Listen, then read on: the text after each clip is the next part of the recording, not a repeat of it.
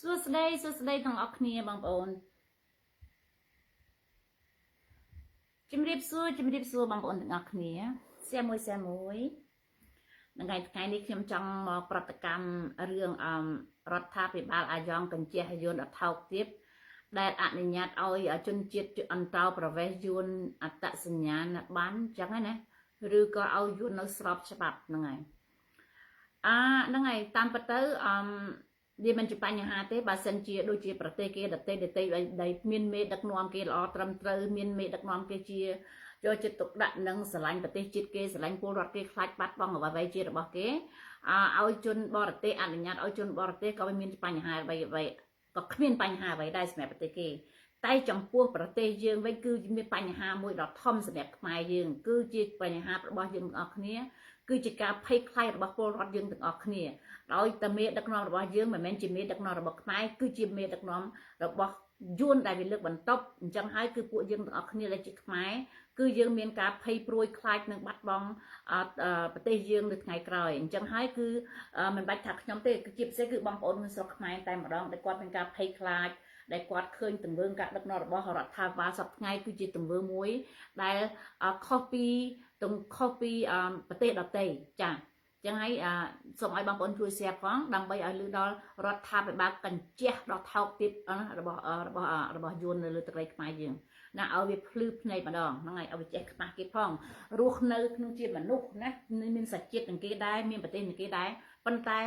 កុំធ្វើឆ្កែបំរើបរទេសអាហ្នឹងគឺវាថោកណាវាថោកតែក្រុមបពពួកវាមកក្តាប់តូចមិនជាបញ្ហាទេតែវាថោកដល់ពលរដ្ឋយើងណាដែលរស់នៅក្នុងប្រទេសកុំឲ្យគេមើលងាយថាណាបើថាអាមេដឹកនាំវាថោកមិនជុំទេកុំឲ្យខ្មែរយើងហ្នឹងវាថោកតាមអាមេដឹកនាំហ្នឹងបើគេមើលងាយអាមេដឹកនាំមិនជាបញ្ហាទេប៉ុន្តែកុំឲ្យគេមើលងាយខ្មែរយើងទាំងស្រុងបើយើងនៅតែស្ងាត់ស្ងៀមមិនហ៊ាននិយាយមិនហ៊ានតវ៉ាចាសួស្តីអូនណែតសួស្តីជំរាបសួរបងប្អូនទាំងអស់គ្នាចាខ្ញុំតាមពិតទៅសបាយតតមែនតែនបានទៅវ៉ាកងវ៉ាជួបបងប្អូនដទៃទៀតប៉ុន្តែទោះជាយ៉ាងណាក៏ដោយមិនភ្លេចតាមដានព័ត៌មានទេតែគ្រាន់តែមិនទាន់មានឱកាសល្អដែលយើងប្រតិកម្មនឹងរដ្ឋាភិបាលចោលចាមានរឿងជាច្រើនដែលយើងឃើញក្នុងសង្គមរឿងតាំងពីព្រមបោកប្រាស់អាចែស្នាបោកប្រាស់ណាមានរឿងជាច្រើនទៀតប៉ុន្តែគ្រាន់ថាមានបងប្អូនយើងដែលគាត់មិននៅក្រុមទូទៅមនសិការដែលគាត់មិនបានវ៉ាកងគាត់តាមដានព័ត៌មានគាត់ចេញคลิปជាបន្តជាពិសេសគឺលោកលងព្រមដែនដាច់ខ្សែហើយចាហ្នឹងហើយគឺជារឿងមួយដែលយើងស្ដាប់ទៅមិនអាចទទួលយកបានទេហ្នឹងគឺយើងមានការឈឺចាប់ណាមានការឈឺចាប់ក្នុងនាមជាខ្មែរក្នុងនាមជាមនុស្សណាមានជាតិសាសន៍មានប្រទេសមានអ្វីសពបែបយ៉ាងដូចគេដូចឯងដែរប៉ុន្តែមិនគួរណាយើងណាមានមេដឹកនាំដល់ចង្រៃថោកទៀតដែលធ្វើជាមេដឹកនាំរបស់គេហើយមានឱកាសធ្វើជាមេដឹកនាំរបស់គេហើយប៉ុន្តែមិនដែលយកចិត្តទុកដាក់នឹងជនពលរដ្ឋរបស់ខ្លួនមិនដែលភ័យមិនដែលខ្លាចនឹងបាត់បង់ប្រទេសរបស់ខ្លួនមានតែសប្បាយចិត្តណាដែលកាត់ទឹកកាត់ដីកាត់ព្រៃព្រឹក្សាអ្វីក៏ដែលឲ្យជារបស់ខ្មែរឲ្យតែរលាយក្នុងកណ្ដាប់ដៃរបស់ខ្មែរធ្លាក់ក្នុងកណ្ដាប់ដៃជនបរទេសគឺអាមេដឹកនាំថោកទៀតនឹងគឺវាសប្បាយចិត្តណាស់ចាអញ្ចឹងជួយ share ទាំងអស់គ្នាបងប្អូន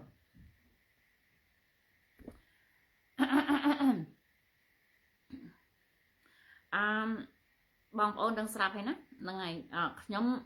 មិនមែនជាមនុស្សដែល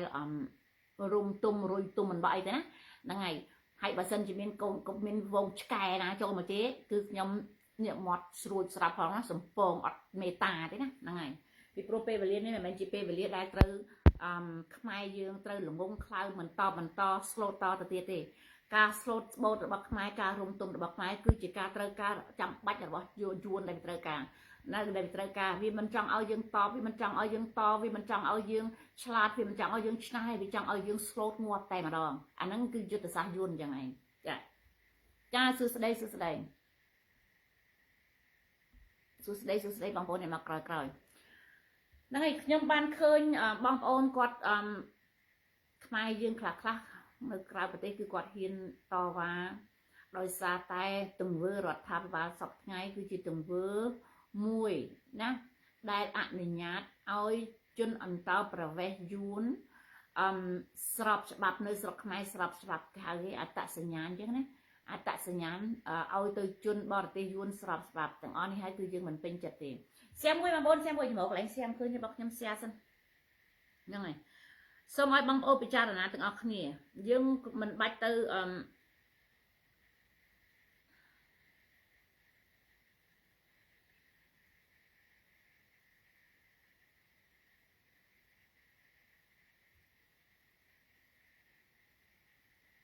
share មួយសិន share មួយសិន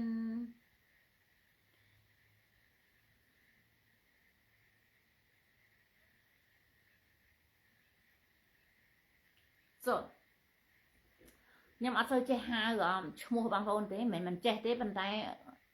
អូននិយាយអត់ច្បាស់ហៅឈ្មោះទៅខ្លាចគេ search គេថាអូនយូនអូនអត់យូនទេអូនស្មេតែគ្រាន់ណាស្មេហ្នឹងវានិយាយទៅវាមិនសូវចេះស្មេម្ដងបកាលវាអត់បលាកន្លោះអណ្ដាតវាមិនទាន់ត្រូវហ្នឹងហើយកន្លោះអណ្ដាតអត់ទាន់យួនមកលេងខ្មែរសំអីបាននឹងខ្ញុំមិនយល់សោះចាអាកន្លែងហ្នឹងហើយដែលខ្ញុំចង់ឲ្យរដ្ឋាភិបាលខ្មែរសប្តាហ៍ថ្ងៃនេះគឺទី1គឺយកចិត្តទុកដាក់នឹងពលរដ្ឋរបស់ខ្លួនសិនមុននឹងយកចិត្តទុកដាក់នឹងពលរដ្ឋរបស់គេពីព្រោះយួនវាមានរដ្ឋាភិបាលវាដ៏ល្អដែលយកចិត្តទុកដាក់នឹងកូនចៅសំដានរបស់គេហើយគេមានប្រទេសដ៏ធំគេមានពលរដ្ឋជាច្រើនគេមានមេដឹកនាំដ៏ល្អរបស់គេយួនអញ្ចឹងហើយមិនបាច់ចាំទៅខ្វល់ជាមួយយួនច្រើនទេណាមិនបាច់ទៅខ្វល់ជាមួយយួនច្រើនទេគឺសូមឲ្យរដ្ឋាភិបាលខ្មែរទី1គឺយកចិត្តទុកដាក់នឹងខ្មែរខ្លួនឯងសិនមុននឹងឲ្យអត្តសញ្ញាណទៅឲ្យយួនខុសច្បាប់បន្តប្រវេសហ្នឹងណាគឺសូមឲ្យទឹកក្រោយតិចកុំឃើញកំមាំងមុតបុកធំខ្លាពីស៊ីហត់ហ្នឹងហើយគឺសូមឲ្យរដ្ឋាភិបាលខ្មែរណារដ្ឋាភិបាលខ្មែរហ្នឹងយកចិត្តទុកដាក់នឹងពលរដ្ឋរបស់ខ្លួនសិនពលរដ្ឋរបស់ខ្លួនមានតែ16លាននាក់ឯងឲ្យតែពេលបោះឆ្នោតម្ដងមិនដែលថាពលរដ្ឋរបស់ខ្លួនមានអត្តសញ្ញាណបានត្រឹមត្រូវមានអ្វីត្រឹមត្រូវគឺអត់បោះឆ្នោតរាល់អាណត្តិគឺមានតែបញ្ហារឿងក្រដាសស្នាមដែលបងប្អូនខ្មែរយើងមិនទាន់មានអត្តសញ្ញាណត្រឹមត្រូវមិនទាន់មានក្រដាសស្នាមត្រឹមត្រូវដូចជាមិនដឹងណាចេញប្រមាណចូលប្រមាណនៅប្រទេសថៃប្រមាណស្លាប់ប្រមាណរស់ប្រមាណនៅកន្លែងណាខ្លះគឺវាអត់ដឹងតែគឺថាវាវល់តែម្ដងណាហើយអញ្ចឹងទេបើយើងមិនទាន់ឲ្យអត្តសញ្ញាណរបស់ខ្មែរយើងឲ្យបានត្រឹមត្រូវធ្វើស្អីគេហៅស្ថិតិណាធ្វើស្ថិតិឲ្យពលរដ្ឋរបស់ខ្លួនហ្នឹងណាឲ្យច្បាស់ណានៅភ្នំពេញណាចេញប្រមាណចូលប្រមាណមកពីខេត្តណាទៅកន្លែងណាមកកន្លែងណាដូរទីលំនៅយ៉ាងម៉េចក៏ដោយត្រូវឲ្យមានធ្វើឲ្យបានត្រឹមត្រូវប៉ុន្តែប្រទេសខ្មែរគឺយើងអត់ដែលឃើញមានឲ្យត្រឹមត្រូវទេណាហ្នឹងហើយអញ្ចឹងហើយគឺពួកយើងសូមឲ្យជាពិសេសបងប្អូនខ្មែរនៅស្រុកខ្មែរហ្នឹងគឺត្រូវតែហ៊ាននិយាយហ៊ានតវ៉ាអានេះគឺជាសិទ្ធិរបស់យើងមិនមែនប្រឆាំងទេប៉ុន្តែយើងតវ៉ាអ្វីដែលជារបស់យើងឧទាហរណ៍ថ្មីនេះរដ្ឋាភិបាលគឺគាត់ឲ្យអត្តសញ្ញាណរបស់យួនតែឲ្យអត្តសញ្ញាណរបស់យួនធ្វើការឲ្យយួននៅអចិន្ត្រៃយ៍គឺបានន័យថាគេយកពេលវេលាទៅធ្វើឲ្យអត្តសញ្ញាណឲ្យរបស់យួនត្រឹមត្រូវប៉ុន្តែចង់ឲ្យទី1ឲ្យធ្វើឲ្យខ្មែរយើងឲ្យបានត្រឹមត្រូវសិនពីព្រោះខ្មែរជាម្ចាស់ប្រទេសខ្មែរមិនទាន់មានអត្តសញ្ញាណខ្មែរមិនទាន់មានបានអ្វីឲ្យបានត្រឹមត្រូវឲ្យពិតប្រាកដគ្រប់គ្នាគឺអត់ទេគឺអញ្ចឹងទេសូមឲ្យធ្វើឲ្យបានត្រឹមត្រូវគ្រប់គ្នាជាមួយខ្មែរសិនដើម្បីកុំឲ្យពេលបោះឆ្នោតម្ដងមានបញ្ហាកើតឡើងប៉ុន្តែប្រហែលអាណត្តិហើយជិត40ឆ្នាំហើយដែលគេកាន់នេះគេមិនដែលធ្វើឲ្យខ្មែរយើងមានអត្តសញ្ញាណត្រឹមត្រូវកដាស់ស្នាមឲ្យពិតប្រាកដត្រឹមត្រូវទេនឹងឯអ្នកខ្លះតើគាត់ឲ្យលុយច្រើនទៅធ្វើឲ្យទៅកដាស់ស្នាមឲ្យគាត់ហើយបើសិនជាគាត់ក្រគាត់អត់មានសមត្ថភាពទៅកដាស់ស្នាមក៏មិនដែលរដ្ឋាភិបាលណាយកចិត្តទុកដាក់ធ្វើយ៉ាងម៉េចក៏ដោយសម្រួលដើម្បីឲ្យគាត់មានកដាស់ស្នាមឲ្យពិតប្រាកដដូចជានៅភូមិណានៅសង្កាត់ណាអ្នកណានៅដូរចេញពីឪពុកម្ដាយបែកបាក់គ្នាឬក៏ណាដូរទៅតាណាទៅនេះធម្មតាមនុស្សយើងមិនដែលនៅមួយកន្លែងទេដូរទៅនេះទៅទៅនោះទៅនោះមកទៅនេះគ្រប់កន្លែងអាកន្លែងហ្នឹងជួយប្រទេសខ្មែរយើងមានការរញ៉េរញ៉ៃទាល់តែមែនទែនហើយតែពេលបោះឆ្នោតគឺតាំងពីចាប់ដើមរញ៉េរញ៉ៃគឺគេធ្វើឲ្យយើងរញ៉េរញ៉ៃអញ្ចឹងដើម្បីអីដើម្បីពេលណាបោះឆ្នោតគឺខ្មែរយើងអត់បានបោះទេគឺខ្មែរយើងកំពុងតែរវល់រឿងកដាស់ស្នាមធ្វើអត្តសញ្ញាណធ្វើអ្វីដល់ពេលបោះឆ្នោតអត់បានបោះហើយដល់ពេលយួនវាចូលមកត្រូវធ្វើកដាស់ស្នាមឲ្យយួនបានត្រឹមត្រូវណាយួនណានៅកន្លែងណាយួនណានៅកន្លែងណាអត្តសញ្ញាណសេរីសពបែបទាំងអស់ធ្វើត្រឹមត្រូវតែដល់ឆ្នោតយួននឹងហើយដែលវាមានសពបែបទាំងអស់ហើយវានឹងងាយស្រួលបោះឆ្នោតជំនួសខ្មែរយើង កន្លែងហ្នឹងទៅឲ្យបងប្អូនខ្មែរយើងនៅក្នុងស្រុកខ្មែរនេះត្រូវចេះតវ៉ាចេញមកតវ៉ាថាយើងជាម្ចាស់ផ្ទះយើងចង់បានឲ្យរដ្ឋាភិបាលយកចិត្តទុកដាក់ធ្វើក្រដោះស្នាមឲ្យពួកបងប្អូនខ្មែរដែលរស់ក្នុងប្រទេសខ្មែរនេះឲ្យបានគ្រប់គ្នាកុំឲ្យមានរឿងអ្វីកើតឡើងកុំឲ្យមានការជិះបោះឆ្នោតទៅតាមមានបញ្ហាកើតឡើងគឺយើងឃើញតែរដ្ឋអាណត្តិគឺតែអញ្ចឹងឯងណាហើយចំពោះបងប្អូនខ្មែរយើងជាច្រើនពីមុនមកគណៈបកយើងមានគណៈបកប្រឆាំងឲ្យទៅពេលបោះឆ្នោតគឺគណៈបកប្រឆាំងណាអ្នកនយោបាយគណៈបកប្រឆាំងអ្នកគ្រប់គ្រងទាំងអស់គឺយើងរួមគ្នារកលុយដើម្បីតែជួយធ្វើអត្តសញ្ញាណឲ្យអ្នកដែលគណៈបកប្រឆាំងហ្នឹងសូម្បីតែក្តារស្នាមគាត់អត់មានគឺពួកយើងនៅក្រៅប្រទេសនេះយើងត្រូវតែរកថវិកាដើម្បីជួយឲ្យគាត់យកលុយទៅឲ្យគាត់ដើម្បីឲ្យគាត់ទៅធ្វើអត្តសញ្ញាណបានអានេះគឺជាខ្មែរដែលរស់នៅទឹកដីរបស់ខ្មែរគឺពួកអាចោថោកទៀតនឹងវាអត់អាចគិតគូរពីជនជាតិរបស់ខ្លួនទេហ្នឹងហើយហើយមកដល់ខ្ញុំក្តៅក្រហាយយ៉ាងម៉េចខ្ញុំត្រូវតែក្តៅក្រហាយព្រោះជាប្រទេសរបស់ខ្ញុំជនជាតិរបស់ខ្ញុំដែលរស់នៅគ្មានអត្តសញ្ញាណត្រឹមត្រូវគ្មានក្រដាសស្នាមត្រឹមត្រូវហើយទៅពេលបោះឆ្នោតម្ដងគឺមានបញ្ហាកើតឡើងហើយដល់មានបញ្ហាកើតឡើងអ្នកណាជាដែលទទួលខុសត្រូវបើអារដ្ឋាភិបាលចោលវាអត់យកទទួលមានតែពួកនៅក្រៅប្រទេសហ្នឹងហើយដែលទទួលខុសត្រូវនឹងចូលជនជាតិខ្មែរនិងស្រុកខ្មែរដោយ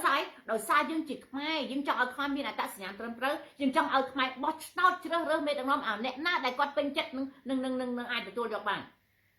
ណាជារៀងរាល់អាណត្តិខ្ញុំនិយាយតែរឿងខ្មែរនៅក្នុងប្រទេសខ្មែរណាចុះខ្មែរដែលចំណាក់ស្រុកទៅថៃទៀតក៏មានបញ្ហាដូចគ្នាអញ្ចឹងណាខ្មែរចំណាក់ស្រុកនៅថៃអត់មានក្តារស្នាមត្រឹមត្រូវដូចគ្នាអញ្ចឹងណាគាត់ទៅធ្វើការនៅប្រទេសថៃបងប្អូននឹងមិនហ៎គាត់ទៅធ្វើការប្រទេសថៃជួនកាលបើសិនជាគាត់មានសមត្ថភាពគាត់ត្រូវធ្វើក្តារស្នាមត្រឹមត្រូវធ្វើប៉ាសពតធ្វើអ្វីត្រឹមត្រូវអាហ្នឹងគាត់អាចទៅបានណាគាត់អាចទៅបានប៉ុន្តែនៅតែមានបញ្ហាអញ្ចឹងពេលណាគាត់ទៅធ្វើការនៅប្រទេសថៃគាត់មានការងារត្រឹមត្រូវធ្វើប៉ុន្តែគេឲ្យប្រហែលមួយឆ្នាំពីរឆ្នាំអីតាមហ្នឹងអញ្ចឹងខ្ញុំមិនដឹងគេហៅស្អីទេខ្មែរយើងណាហ្នឹងហើយគេឲ្យដូចថាជាឥឡូវគាត់ត្រូវទៅប្រទេសថៃក្នុងរយៈពេលទៅធ្វើការគេក្នុងរយៈពេល2ឆ្នាំហើយអា2ឆ្នាំហ្នឹងតាមកំណត់កាតយើងប៉ាសពតខ្មែរយើងគេត្រូវធ្វើឲ្យ10ឆ្នាំម្ដងហើយដូចខ្ញុំអញ្ចឹង10ឆ្នាំម្ដងប៉ាសពតអាល្លឺម៉ង់ប៉ុន្តែខ្មែរយើងខ្ញុំមិនដឹងថាប្រហែលឆ្នាំម្ដងអាច5ឆ្នាំម្ដងឬក៏2ឆ្នាំម្ដងត្រូវបន្តទៀតហើយអាហ្នឹងគឺខាតពេលវេលារបស់គាត់ពេលណាគាត់ត្រូវទៅបន្តប៉ាសពតព្រោះគេអត់ឲ្យ10ឆ្នាំទេគេឲ្យតែ1ឆ្នាំឬក៏2ឆ្នាំគាត់ត្រូវតែបន្តប៉ាសពតហើយពេលណាគាត់ត្រូវបន្តប៉ាសពតគាត់ត្រូវឈប់ធ្វើការគាត់អត់ធ្វើការគាត់អត់បានលុយហើយត្រូវចំណាយលុយធ្វើដំណើរមកបន្តប៉ាសពតហើយត្រូវចំណាយលុយដើម្បីបង់ប៉ាសពតនឹងបង់តម្លៃដែលគេធ្វើប៉ាសពតអញ្ចឹងពួកគាត់ត្រូវតែខាតពេលវេលាក្នុង1ឆ្នាំឬ2ឆ្នាំគឺបន្តប៉ាសពតដើម្បីយកឱកាសនឹងទៅធ្វើការនៅស្រុកគេសួរតើអារដ្ឋាភិបាលចោលមិនស៊ីវិដ័យយកចិត្តទុកដាក់អត់ទេបើសិនគេចង់ជួយយើងខ្មែរយើងដើម្បីងាយស្រួលក្នុងការរស់នៅស្រុកគេមិនបាច់ចាំឲ្យតិចទៅបន្តប៉ាសពតទីប៉ាសឲ្យគាត់10ឆ្នាំទៅណាឲ្យគាត់10ឆ្នាំទៅហើយក្រុមការក្នុងក្រុមហ៊ុនកន្លែងក្រុមហ៊ុនឯកជនអានេះគឺជារឿងរបស់គាត់ទេធ្វើកងត្រែជាមួយឯកជនប្រហែលក្នុងក្រុមហ៊ុនប្រហែល2ឆ្នាំម្ដងឬក៏4ឆ្នាំម្ដងឬក៏5ឆ្នាំម្ដងមកអាណាអានឹងគឺជាងាយស្រួលរបស់គាត់មិនបាច់ចាំជិះចុះជិះឡើងដើម្បីបន្តមកធ្វើប៉ាសពតដើម្បីខាតពេលវេលាទេអាកន្លែងហ្នឹងដែលពួកអាចោរដ្ឋាភិបាលចោលថោកទៀតហ្នឹងវាអត់ឲ្យយើង10ឆ្នាំទេវាទុកអីវាទុកគិតសង្កត់ឲ្យពលរដ្ឋទៅធ្វើទៅបន្តការហ្នឹងដើម្បីគិតសង្កត់យកលុយពលរដ្ឋថែមទៀតអានឹងដែលគាត់មានកិច្ចការធ្វើគាត់មានសមត្ថភាពធ្វើចុះបងប្អូនខ្មែរខ្លះដែលគាត់គ្មានសមត្ថភាពធ្វើប៉ាសពតគឺគាត់ត្រូវខុសច្បាប់ទៅប្រទេសថៃណាទៅខុសច្បាប់គាត់មានលុយបន្តិចបន្តួចជួលមេខ្យល់ដើម្បីដឹកគាត់ឲ្យធ្វើឲ្យមិនឲ្យរួចពីgrants ព្រំបន្ទល់ខ្មែរនិងថៃណាទៅឲ្យធ្វើយ៉ាងម៉េចក៏ដោយព្រួយឲ្យមានមេខ្យល់ឲ្យលុយគេទាំងទៅគេដឹករត់ទៅនេះជិះទៅនេះទៅនោះជួបគ្រោះថ្នាក់ស្លាប់ក៏មានជួនកាលមេខ្យល់នាំជិះកាត់ទឹកកាត់ផុកឬក៏ចូលព្រៃឬក៏អ្វីក៏ដោយណាធ្វើយ៉ាងម៉េចក៏ដោយដើម្បីរត់កិច្ចប៉ូលីសថៃកុំឲ្យគេចាប់ព្រោះតែគេចាប់ទៅគេបញ្ជូនមកវិញយើងអត់អាចមានការងារអត់រកការងារធ្វើបានទេអាកន្លែងនេះគឺជាបញ្ហាដ៏ធំរបស់ខ្មែរយើងដែលគាត់ចំណាក់ស្រុកណាទោះគាត់ដឹងថាទៅស្រុកថៃគ្មានការងារធ្វើទោះជាការងារហ្នឹងមិនបានវាគ្រាន់តែជាប្រទេសខ្មែរតែវាតិចតួចហ្នឹងគ្រាន់តែជាតិចតែគាត់ត្រូវតែទៅពីព្រួយប្រទេសយើងអត់មានការងារធ្វើណាប្រទេសយើងអត់មានការធ្វើហើយអាកន្លែងហ្នឹងណាសូមឲ្យរដ្ឋាភិបាលយកចិត្តទុកដាក់នឹងពលរដ្ឋរបស់ខ្លួនឲ្យមែនទែនណាកុំឲ្យតែណាយកចិត្តទុកដាក់នឹងរឿងយួនច្រើនពេកណា យួនវាយកចិត្តទុកដាក់នឹងពលរដ្ឋរបស់វាមានណាវាយួនណាវាបដ ாய் ពលរដ្ឋវាចូលស្រុកខ្មែរគេមានរដ្ឋាភិបាលគេយកចិត្តទុកដាក់គេមានបណ្ដាញរបស់គេមានសមាគមរបស់គេយកចិត្តទុកដាក់ពលរដ្ឋគេដឹងយ៉ាងពិតប្រាកដពលរដ្ឋគេនៅតានេះប្រមាណគ្រួសារនៅប្រមាណមានអីគឺគេដឹងអស់ចុះខ្មែរយើងដឹងអត់ដឹងថាតើពលរដ្ឋខ្លួនឯងដែលចំណាក់ទៅស្រុកថៃដឹងតើមានដឹងថាតើពលករស្រុកថៃខុសច្បាប់ត្រូវច្បាប់មានប្រមាណពិតប្រាកដអត់ដឹងទេពលរដ្ឋខ្មែរមានការលំបាកនៅកន្លែងណាគឺអត់ដឹងតតែសោះគឺអារដ្ឋាភិបាលចោលមិនស៊ីនឹងវាមិនដែលយកចិត្តទុកដាក់នឹងអ្វីដែលការលំបាករបស់ខ្មែរយើងឯងហើយអាកន្លែងហ្នឹងឯងហើយយើងមើលឃើញថាអារដ្ឋាភិបាលចោលមិនស៊ីនេះវាបណ្ដោយឲ្យយើងវេទនាតាមយថាកម្មអញ្ចឹងណាកន្លែងហ្នឹងហើយយើងអត់មានពេញចិត្តនឹងរដ្ឋាភិបាលសប្តាហ៍ថ្ងៃនេះទេចាណាចឹងហើយសូមឲ្យបងប្អូនខ្មែរត្រូវចេះតវ៉ាយើងមិនមែនតវ៉ាទៅទម្លាក់តំណែងគេប៉ុន្តែតវ៉ាអ្វីដែលជារបស់ខ្លួនយើងមានសិទ្ធិក្នុងនាមជាខ្មែរហើយមេដឹកនាំមានកាតព្វកិច្ចវាជួយយើងរកដំណោះស្រាយឲ្យយើងធ្វើយ៉ាងម៉េចក៏ដោយឲ្យយើងមានក្រដាសស្នាមមានអ្វីសពបែបយ៉ាងឲ្យតម្រូវការដែលដូចទីហោទៅប្រទេសថៃយើងតម្រូវការឲ្យបានត្រឹមត្រូវស្របច្បាប់របស់គេគឺយើងមានសិទ្ធិតវ៉ាយើងអត់មានត្រូវការខ្លាចទេការខ្លាចរបស់បងប្អូនគឺជាការល្ងងខ្លៅរបស់បងប្អូនគឺជាសម្រាប់អាយុជីវិតខ្លួនឯងគឺជារងទុក្ខរបស់ខ្លួនឯងយើងមិនអាងគេថាធ្វើធំហ្នឹងយើងខ្លាចគេមិនមែនទេគេធ្វើធំក៏ដោយសារមានយើងដែរមានពលរដ្ឋដែរបើយើងអត់មានពលរដ្ឋខ្មែរក៏ពួកអាថោកទៀតនឹងអត់អាចធ្វើធំបានដែរណាថ្មបងប្អូនខ្លះអត់ការងារធ្វើទេចែខ្ញុំដឹងអត់ការងារធ្វើនៅស្រុកខ្មែរតែអត់ការងារធ្វើរហូតទៅដល់ស្រុកថៃហើយអត់មានការងារធ្វើតែការងារអ្វីក៏ដោយក៏គាត់ធ្វើដែរអ្នកខ្លះអត់មានការងារធ្វើក៏ដោយក៏តែសុខចិត្តដើរសុំទានគេសុខចិត្តធ្វើអ្វីក៏ដោយគឺថាខ្មែរយើងប៉ាសេះប៉ាសាច់ដូចចាប់ក្តាមដាក់ចង្អេចឹងពីព្រោះវាអត់មានអារដ្ឋាភិបាលវាមានខួរក្បាលចេះគិតចេះយកចិត្តទុកដាក់នឹងពលរដ្ឋរបស់ខ្លួនវាខុសពីយួនវាខុសពីថៃយ៉ាបើប៉ូលីសទីហ៊ានទៅរៀនច្បាប់ស្រុកយួនទាំងអស់ហ្នឹងចាប់ហើយចាហ្នឹងណាបងប្អូនអញ្ចឹងខ្ញុំសូមអំពាវនាវឲ្យរដ្ឋាភិបាលខ្មែរជួយយកចិត្តទុកដាក់ជួយធ្វើក្រដាសស្នាមឲ្យពលរដ្ឋខ្មែរឲ្យបានត្រឹមត្រូវកុំតន់អាគិតពីកុំតន់ឲ្យគិតពីជនអន្តោប្រវេសន៍មិនមែនជាសាច់ឈាមរបស់ខ្មែរទេវាអត់អាចធ្វើអ្វីដល់ចំណេញដល់ពលរដ្ឋខ្មែរទេទី1ពលរដ្ឋខ្មែរនឹងហើយគឺចំណេញដល់ប្រទេសខ្មែរពីព្រោះគាត់ទៅធ្វើការនៅប្រទេសគេក៏ដោយនៅក្នុងប្រទេសខ្មែរក៏ដោយនៅកន្លែងណាក៏ដោយគឺគាត់ធ្វើការបង់ពន្ធចូលរដ្ឋហើយអាបង់ពន្ធចូលរដ្ឋនឹងហើយគឺជាចំណេញដល់ពលរដ្ឋគឺចំណេញដល់ខ្មែរអញ្ចឹងសូមឲ្យរដ្ឋាភិបាលយកខួរក្បាលមកគិតឲ្យបានត្រឹមត្រូវកុំគិតតែអារឿងអំណាចពេករឿងអំណាចបើសិនជាអត់មានពលរដ្ឋខ្មែរក៏អារដ្ឋាភិបាលអត់មានអំណាចដូចគ្នាអញ្ចឹងណាចឹងហើយ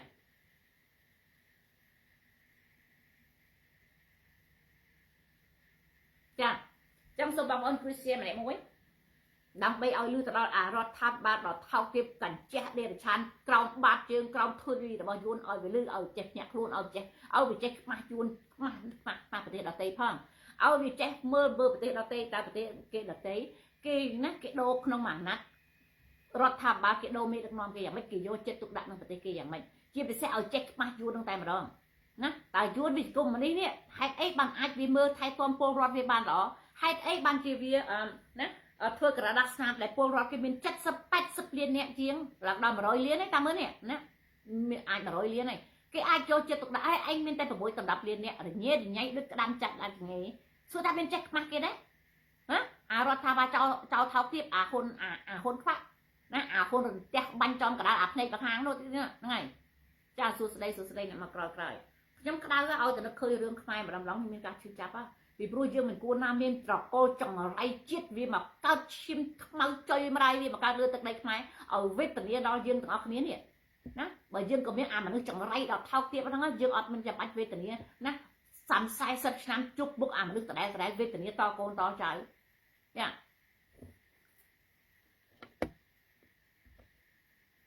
ហ្នឹងហើយចាចឹងសូមឲ្យបងប្អូនទាំងអស់គ្នាណានៅក្នុងប្រទេសខ្មែរហ្នឹងគឺយើងអត់មានត្រូវការខ្លាចនឹងអារដ្ឋាភិបាលចោលនឹងតទៅទៀតទេ យើង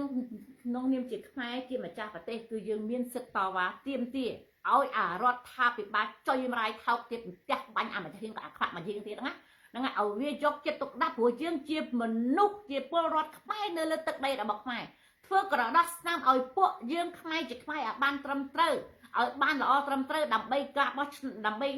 បោះឆ្នោតដំណងកុំឲ្យមានបញ្ហារឿងអ្វីកើតឡើងចាហ្នឹងហើយ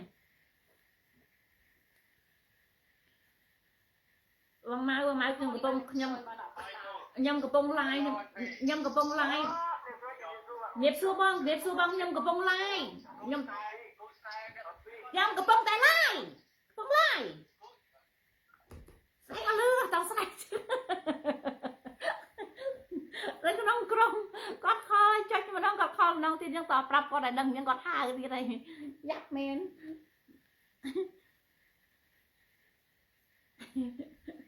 សូបាត់ប្រធានរបស់បាត់អងមកសូចឹងបងអំបញ្ញចេញចាយទៅស្ដាប់ឮតស្រ័យហើយបាត់រត់សំទោសម្ដងទៀតចាហ្នឹងហើយគឺខ្ញុំមានការឈឺចាប់តតែមែនទែនដោយសារតែអារដ្ឋាភិបាលកញ្ជើធ្លុះហ្នឹងឯងដែលធ្វើឲ្យយើងនឹងវេទនាទាំងអស់តែគ្នាបងប្អូននៅក្នុងស្រុកខ្មែរគាត់វេទនាគាត់រងទុក្ខរងទោសហើយវាជាប់ខ្សែស្រឡាយរបស់អ្នកនៅក្រៅប្រទេសគុំថាអត់មានការអត់ជាប់គឺជាប់ខ្សែស្រឡាយគឺយើងវេទនាជាមួយគាត់វេទនាអ្វីណាវេទនាគឺថាពួកគាត់ត្រូវការគាត់អត់មានថវិកាទៅធ្វើអាកដាស់ស្នាមអីនេះខ្ញុំនិយាយជាដដែលយ៉ាងគាត់អត់មានសមត្ថភាពទៅធ្វើអាកដាស់ស្នាមនឹងទេអាកដាស់ស្នាមនឹងគេត្រូវការកដាស់នេះគេត្រូវការអញ្ចេះគេត្រូវការអញ្ចេះគេត្រូវការលុយស្អីខ្លះទេមិនដឹងជាស្អីខ្លះទេហ្នឹងហើយហើយតែអញ្ចឹងទេពួកគាត់នឹងអត់ត្រូវការថវិកាអញ្ចឹងពួកយើងនៅក្រៅប្រទេសឲ្យតែបោះឆ្នោតម្ដងគឺត្រូវតែរកលុយដើម្បីផ្ញើឲ្យគាត់ទៅធ្វើកដាស់ស្នាមជារៀងរាល់អាណត្តិគឺតែអញ្ចឹងឯងវេទនាគឺតែអញ្ចឹងឯងយ៉ាវេទនារាល់តែពេលបោះឆ្នោតហ្នឹងឯងយ៉ាចាខ្ញុំដល់ផ្ទះវិញបងមកដល់ផ្ទះវិញប្រហែលសិនមិញថ្ងៃបង6ភ្លឺចាខកយន្តហោះផងអីផងខកអាទិភ្លើងផងអីផងមិនខកយន្តហោះខកអាទិភ្លើងហ្នឹងហើយចារាល់ថ្ងៃស្ដាយកោះត្រល់ណាស់យួនយកអស់ហើយគ្មានអ្វីស្ដាយជាងពីការបាត់បង់ទឹកដីរបស់យើងទេគឺអាចោលថោកទៀតអាហ៊ុនសែនវាអត់មានចេះស្ដាយស្នងអត់មានចេះឈឺចាប់គឺថាវាអត់ស្ដាយសំបីតែបន្តិចណាវាអត់ស្ដាយទេឆ្កែនៅមានអត្តចរិតល្អជាងអាហ៊ុនសែនឆ្ងាយហ្នឹងហើយគឺឆ្ងាយតតែមែនទេវាចេះស្រឡាញ់ក្រុមគ្រួសារវាចេះជួយក្រុមគ្រួសារវាចេះយំចេះស្ដាយសំណោះប៉ុន្តែអាហ៊ុនសែនវាអត់ទេវាសบายចិត្តនឹងកាត់ទឹកកាត់ដីកាត់ព្រៃប្រឹក្សាឲ្យគេវាសบายនឹងបំផ្លាញតែម្ដងចេញមកទៀតហើយមីក្រុមថោកក្រៅស្រុកមួយចំនួនអាបងមិត្តឈ្មោះអីបងមិត្តអាចោលថោកទៀតអាកញ្ចេះយួនតកូនតចៅអាធូលីក្រោមក្តិតយួនហែងដូចមេហែងចឹងហើយធ្វើកញ្ចេះយួនមកអស់ចិត្តទៅហើយចង់យកឈ្មោះខ្មែរទាំងសណ្ដានខ្មែរទាំងពូជខ្មែរហ្នឹងយកធ្វើកញ្ចេះយួនណាបើថោកកម្អាសណ្ដានហើយអាខ្វាក់បាក់ពួកហើយមកតបស្វាណានៅបរទេសឲ្យតម្លៃខ្លះប៉ុន្តែហែងចង់ឲ្យខ្មែរទាំងសណ្ដានខ្មែរហ្នឹងតែថោកទៅធ្វើជាកញ្ចេះធូលីយួននៅលើទឹកដីរបស់ខ្លួនហែងថោកតែឯងទៅហែងកុំដល់អញថោកជាមួយណាអញភៀសខ្លួននៅក្រៅប្រទេសអញមានអញថ្លៃជាងឯងតែហែងនៅក្នុងស្រុកខ្មែរនេះហែងឲ្យយួនជុកអាចដាក់ក្បាលហែងហែងឲ្យយួនជន់ក្បាលហែងឲ្យយួនចិញ្ជ្រឹងណាបើពុកម្ដាយហែងរាល់ថ្ងៃចិញ្ច្រាំឪពុកម្ដាយរាល់ថ្ងៃជាពិសេសអាហ៊ុនសែននឹងតែម្ដងហែងជាមេដឹកនាំរបស់ខ្មែរប៉ុន្តែហែងធ្វើឆ្កែយួននៅលើទឹកដីរបស់ខ្មែរហែងលុកខ្ទេចលុកខ្ទីសំបីតែភ្នោម៉ែហែងបើយួនតិចបានហែងលក់ទៀតណាអាហ៊ុនសែនហែងវាថោកអញ្ចឹងណា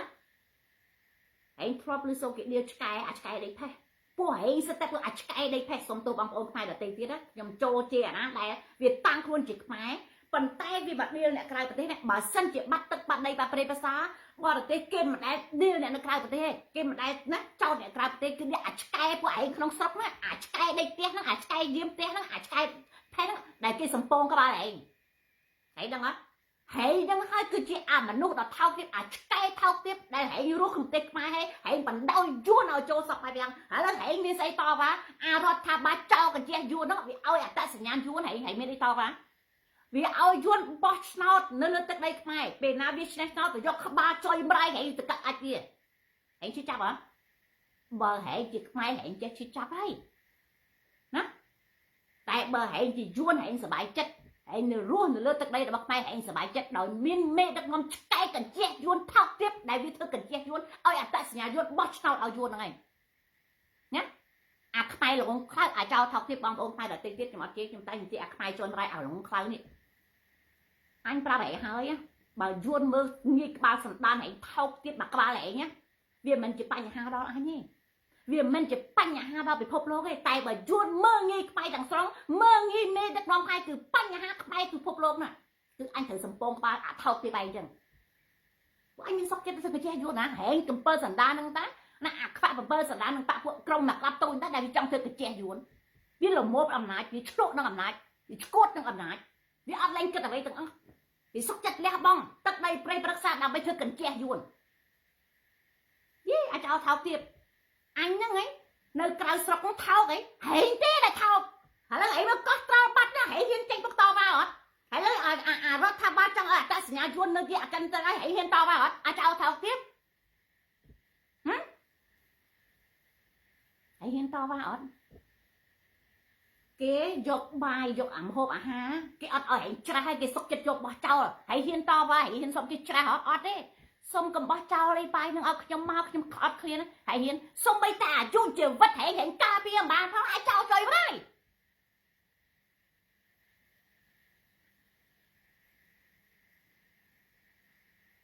thao tiếp hãy nghe cầm thao cầm cái ba lại mà này anh như cái cái tí á anh căn passport là món á anh trong chi các bạn họ bốc các ba lại bên smana các bạn này anh nên tập lại chưa ngày chừng các ba lại nhá anh trong bốc smana các bạn này tại passport mai xong tôi bằng ông này nhưng mà mười nghi mai này ta hẹn cho từ chất sự tham tu đang kèm ao châu đó không một hệ đi không bị thòng chứ tay anh ăn một tô hệ nhé hay đi bài bị thòng chứ căn passport mai đòi mê đất non nó bị thòng bị ơi hệ bị thòng chứ tao tự chất của con đã chế cái nào chơi không hả cái số ấy máu thì ấy nên ta ấy cái mương nghi ấy chăng ảnh căn passport mai cho tao sẽ than tụt tại anh vậy vào kia đó anh trong chi cả ba họ bốc các ba là hôn sáng pesmana các bạn này cái ôi đừng lại chăng anh ở biên là sao kia đây cái có chia mà lúc cái men bật đôi bàn tay cái mê đặc ngon bao kia cái tăng cái mê đặc ngon bao kia cái che cà phê pô bao kia cái rốt vị thi sa ở pô kia miếng cà rô nơi sạch đây thay nổ mà mẹ cái thao tiếp hôn xanh vì rút đặc luôn mía vì thay nổ đặc luôn mía trong pô chấm nát sốc chấp cho anh sầm lấp anh ấy ót cam như anh ót phô nè mình ta bằng đôi pô cái nó rất ô kiếp sẵn cất dốc lấy bồ rọt thèm mấy đấy cái thu dốc ba nó ta nâng anh ấy cái sốc bị thay không chỉ cái không sốc bị thao kiếp nhưng chiếm khá anh nhá bởi sân thì thưa cái không sốc á đôi hệ nhỏ ngay đấy nhá anh mình mình nhận ở chuôn mà chú anh đạo lực ba anh thì rồi anh chia mà nô anh bên chỉ sát anh bên chỉ sky anh bên chia mà nô đó thao tiếp anh bên chia mà nô chuột anh chia mà nô đại bên là sạch tệ sạch banh nhẹ chỉ khai thân thơ mình ôi chân bò ở đây bằng bơm như đôi trao thao thì bà hôn sai này thấy dưới miền tây mà nô vị coi chả đó cái thua sẽ lực các bạn làm đâu sờ ba hai sau mình nô vị coi chả đó hôn sai cứ vì mà nô vị coi chả đó trong yun thưa ai cơ mà đâm trong yun thưa ai cơ mà đâm cứ sờ bài cắt đây cắt đây bật sao cứ tao về sờ bài nhá vì mà nô vị coi chả đó vì cốt nó ẩm này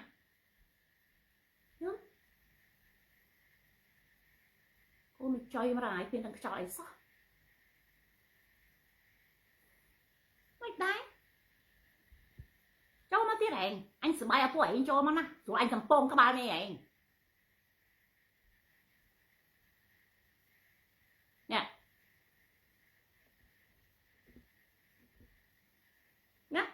ពួកឯងនេះចូលចិត្តបើងាយណាដៀលខ្មែរដែលមិនគ្រប់គ្រងអារដ្ឋាភិបាលផ្ទះបាញ់ចំកដាលងាស់សេដ្ឋកិច្ចឆ្កែរត់ចោលស្រុកចុះពួកអាចឆ្កែរត់ចោលសន្តិភាពនោះឯងគិតយ៉ាងម៉េចអាចឆ្កែរត់ចោលសន្តិភាពហ្នឹងណាហើយល្មមភ្ញាក់ខ្លួនអាអ្នកនឹងស្រុកខ្មែរអាចឆ្កែរត់ចោលសន្តិភាពគឺសិតតែពួកអាវងឆ្កែដែលវាមានបានលក់ទ្រព្យសម្បត្តិរបស់ខ្មែរដែលពួកក្បត់ជាតិវាច្រាស់វាច្រំវាមានបានលើក្បាលចុយម្ល៉េះឯងក្ររហាមឯងចេញមករួចតែពួកអាចឆ្កែរត់ចោលសន្តិភាពវាយកលុយមកច្រាស់មកច្រាំមករកស៊ីនៅក្រៅប្រទេសហើយវាយកអំណាចជិះជន់ចុយម្ល៉េះឯងនឹងទៀតពួកអាថោកទៀតក្នុងស្រុកខ្មែរខ្លះឯងគួរណាស់កណ្ដឹងខ្លួន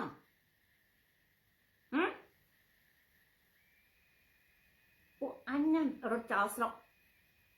អំណាចអត់មានលុយអត់មានអ្វីក៏អត់មានទាំងអស់បើមិនរត់ចោលស្រុកទេគេនឹងធ្វើបាបនឹងចាប់នឹងចោលនឹងសម្លាប់ហើយអញនឹងមនុស្សល្បងខ្លៅឲ្យអាពួកថោកទៀតនឹងសម្លាប់អញមិនរត់អាណាខ្លាចងាប់ទេហ៎ហែងដូចគ្នាអញ្ចឹងបើសិនជាហ៊ុនសែនព្រមកាប់ជំស្លាប់ព្រមចោលព្រមហែងរត់ចុយម្ដាយទៅគ្នាតែហែងអត់មានស្រុករត់ទេហែងទៅរត់ទៅស្រុកនរកបានហែងមានផ្លូវទៅស្រុកនរកពួកមនុស្សថោកល្ងងខ្លៅដូចឯងនេះណាទៅកន្លែងណាចង្រៃគេគ្មានអាណាគេទទួលទេពួកឯងគ្រប់ត្រអាគមនេះឯងរត់ទៅក៏អាគមនេះតែសូម្បីតែចូលស្រុកយួនក៏យួនឲ្យឯងចូលដែរទៅចិនក៏ចិនឲ្យឯងចូលដែរវាថោកឯងហ្នឹងយ៉ា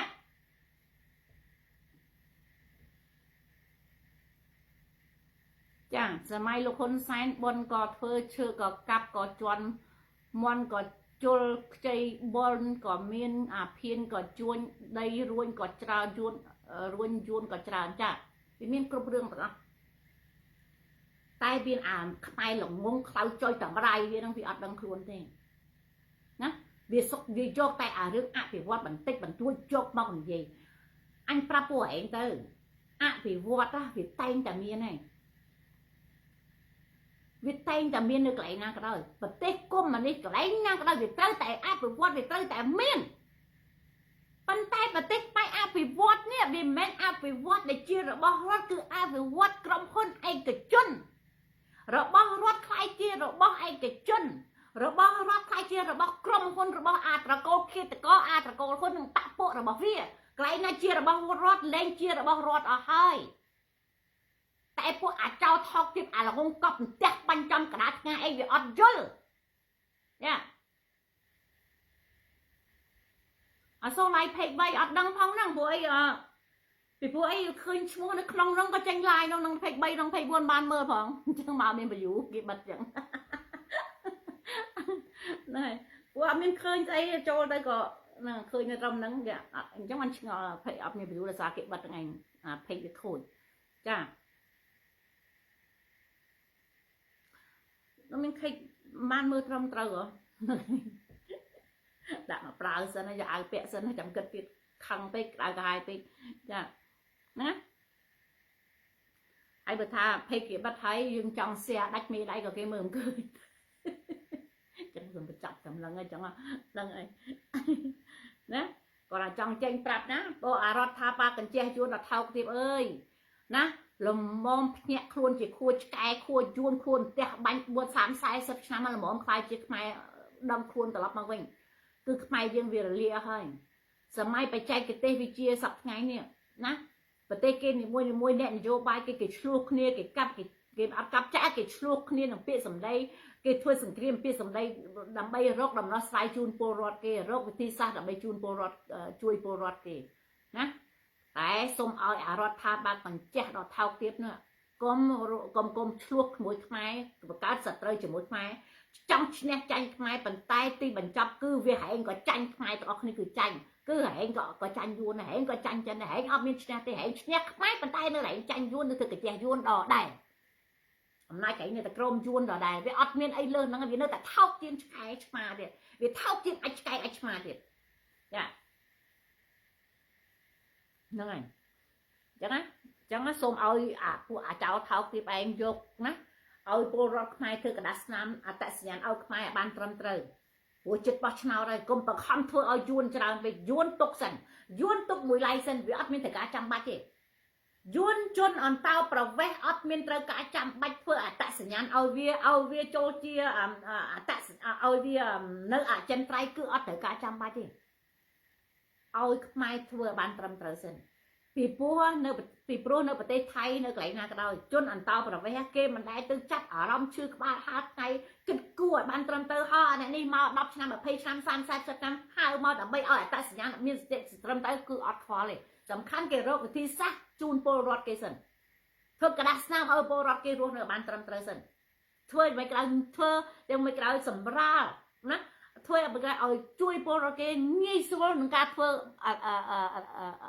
អត្តសញ្ញាណនិងងាយស្រួលក្នុងការបោះឆ្នោតជ្រើសរើសមេដឹកនាំអាហ្នឹងបើគេមានមេដឹកនាំគេត្រត្រូវតែអាមេដឹកនាំ40ឆ្នាំផោកទៀតកញ្ជះយួននេះវាមិនដែលធ្វើអ្វីក៏ដោយឲ្យពលរដ្ឋងាយស្រួល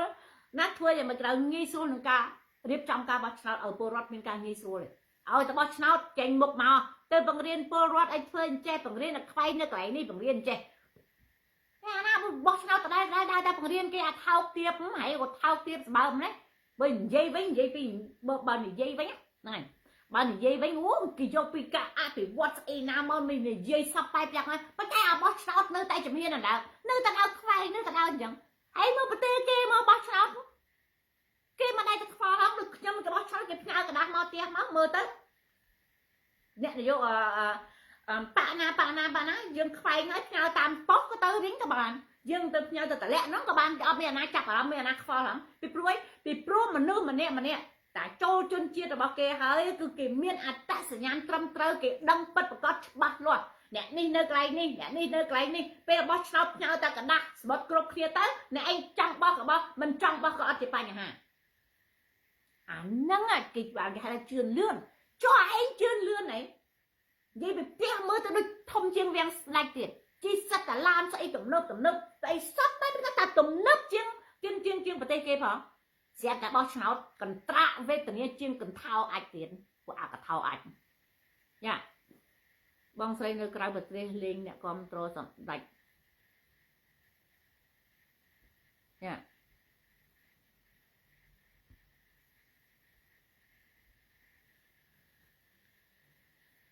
បោះមុនបោះឆ្នោតសំពះដល់បោះឆ្នោតសំពងអានឹងហើយដែលយើងអត់ត្រូវការទេ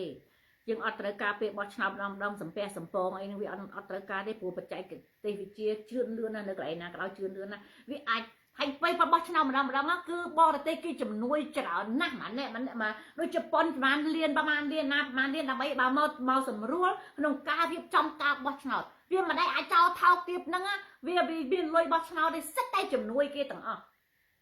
ណាសិតជំនួយគេទាំងអស់ដែលធ្វើការបោះឆ្នោតរាល់ថ្ងៃហ្នឹងយ៉ា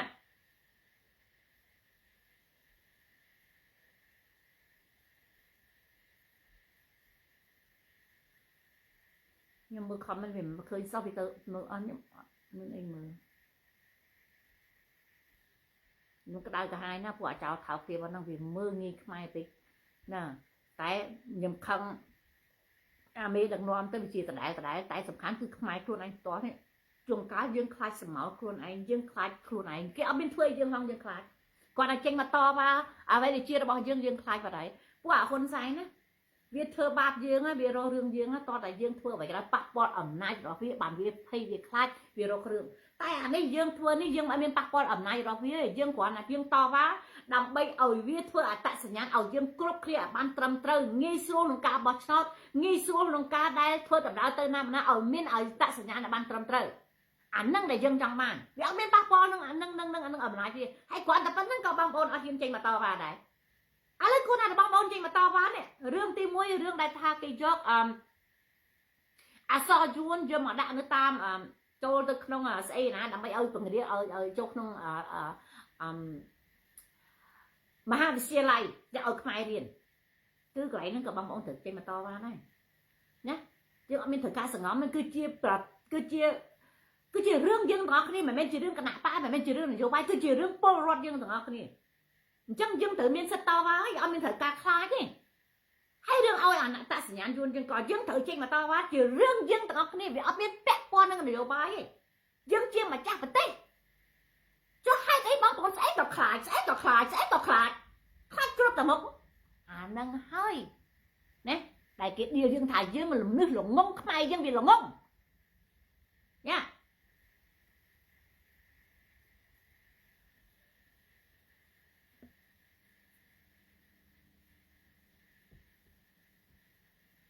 thà bà dương ở con sanh tập dương ở con sanh tập tạo tập nó ngay như mới là cú son là ra đây là mới chết chọc tới cực nhau mà chậm được ra tê lên nè con to sầm đại để cho ọt miền vẫn đã mọt tục ai khá tê lên chlom thì toàn tại bàn tra nhưng mà ọt sơ chết tục mọt tê đại cho mau nghĩ nữa là bông bông ngay nhầm đã tới với ngày này nhầm đã nhưng mà miền đã tầm tả cô này chlom bao mì với tay mà đòn còn bị thua nó ngày của mọt giống mình men chỉ mọt đây là ấy bằng ai mì thế nát nó ngày mọt nhưng mà mình mọt bằng ai tê của quê về này lên bằng ai lên trâu rồi nè mình ta lên pla là ngày nó chẹt tới với thằng cái thau là ngày nhưng ở tới cả ẩm bò luôn tuôn nó của thau tiếp trong tê của dương sợ đai dương sợ nó dương là nó mai dương nè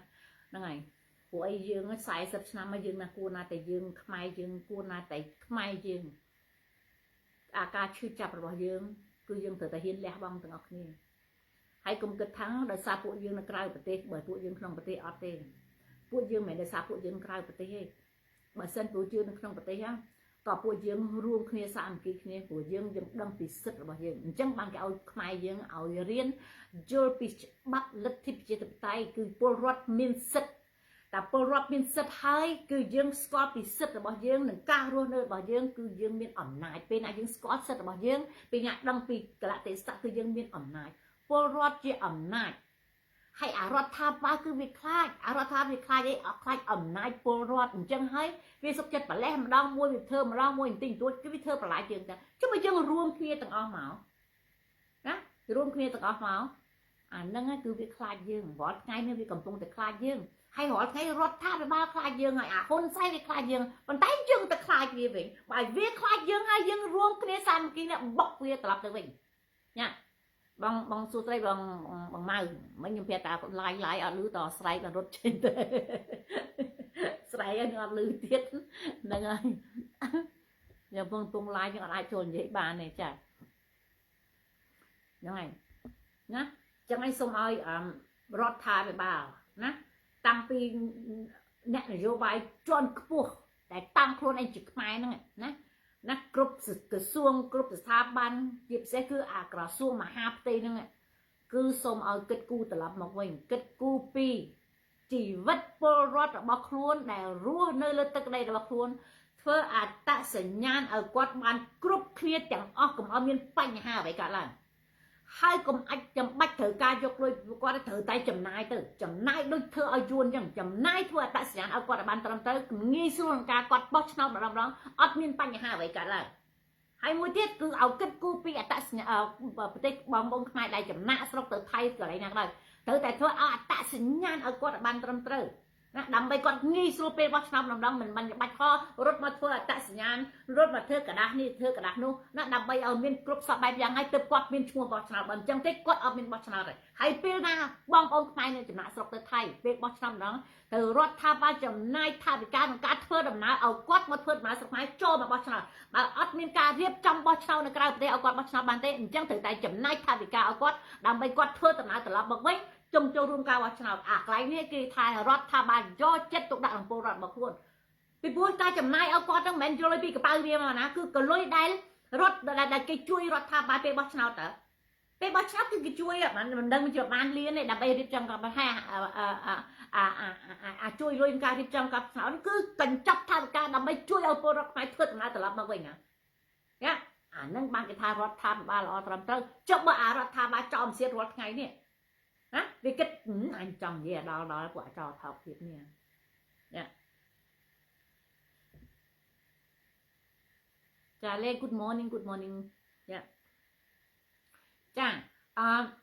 ដោយសារខ្ញុំ live ក្នុងអា page វាគេ report page ខូច page ទី3ខូចអញ្ចឹងទៅអត់មាន view ទេគេជួយ share ក៏អត់មាន view ក៏ឡើងដែរអញ្ចឹងខ្ញុំសូមបញ្ចប់ត្រឹមនេះចុះចាំខ្ញុំមានពេលគឺខ្ញុំនឹង live page ដែលត្រឹមត្រូវវិញអញ្ចឹងទេទោះជាយ៉ាងម៉េចក៏គេមើលអត់ឃើញដែរដើម្បីកុំឲ្យអស់សម្លេងខ្ញុំទុកសំពងអាពេលណាផេកអត់ខូចអាពេលគេមើលឃើញហ្នឹងហើយវិញអញ្ចឹងទេខូចសម្លេងខ្ញុំហើយចាំអរគុណច្រើនបងប្អូនហ្នឹងហើយ សុំផ្ដាំទៅម្ដងទៀតរដ្ឋាភិបាលបើពួកឯងមើលឃើញណាបើពួកឯងមើលឃើញបើពួកឯងមានឈាមជ័រជាខ្មែរបើពួកឯងមានសជាតិជាខ្មែរពិតប្រាកដមិនមែនជាសជាតិជួនជាជនជាតិជួនណាគឺសូមឲ្យធម៌មានធម៌មេត្តាដល់ជនជាតិរបស់ខ្មែរត្រូវតែអនុញ្ញាតឲ្យខ្មែរធ្វើអត្តសញ្ញាណឲ្យខ្មែរឲ្យបានត្រឹមត្រូវរឿងយួនអន្តោប្រវេសន៍ទុកវាមួយដុំសិនពីព្រោះរឿងខ្មែររញ៉េរញ៉ៃច្រើនណាស់រកដំណោះស្រាយឲ្យខ្មែរសិនធ្វើយ៉ាងម៉េចដោយសម្រួលឲ្យជនជាតិខ្មែររបស់ខ្លួនឲ្យវាមានកន្លែងត្រឹមត្រូវក្តារស្នាមត្រឹមត្រូវឲ្យស្រួលរកទីលំនៅឲ្យបានត្រឹមត្រូវសិនទើបចាំគិតគូរពីជនអន្តោប្រវេសន៍យួនពីព្រោះយួនណាវាមិនដាច់ដោយវាមិនលះហេមលះហាមដូចខ្មែរទេរដ្ឋាភិបាលវាមានត្រឹមត្រូវវាមានប្រទេសត្រឹមត្រូវវាមានអ្វីសពបែបយ៉ាងទាំងអស់គ្រាន់បើជាងខ្មែរឆ្ងាយណាស់អញ្ចឹងកុំខ្វល់រឿងយួនទី1ខ្វល់រឿងខ្មែរសិនយល់បើថាមិនយល់ទេស្អែកសំពងទៀតអសូនចឹងអរគុណច្រើនបងប្អូនជម្រាបលាទាំងអស់គ្នាសូមជូនពរបងប្អូនសុខតែសេចក្តីសុខសេចក្តីចម្រើនសូមឲ្យបងប្អូនខ្មែរនៅក្នុងប្រទេសខ្មែរមានស្មារតីរឹងមាំកុំខ្លាចនឹងពួកអាចោរឈ្លានពានយួនកុំខ្លាចនឹងអាមេដឹកនាំឃាតករផ្ទះបាញ់ចំក្រៅថ្ងាសហ្នឹងយើងជាខ្មែរយើងមានសិទ្ធិយើងមានអំណាចមានកាតព្វកិច្ចការពារបរណភាពទឹកដីរបស់យើងមានកាតព្វកិច្ចការពារអំណាចការពារអាយុជីវិតយើងដែលរស់នៅក្នុងទឹកដីរបស់យើងអញ្ចឹងសូមឲ្យបងប្អូនតស៊ូទាំងអស់គ្នាតស៊ូមតិដើម្បីកុំឲ្យចាញ់បោកពួកអាយុនឈាមឆ្លៀងឈាមខ្មៅហ្នឹងអរគុណច្រើនជម្រាបលាបាយបាយ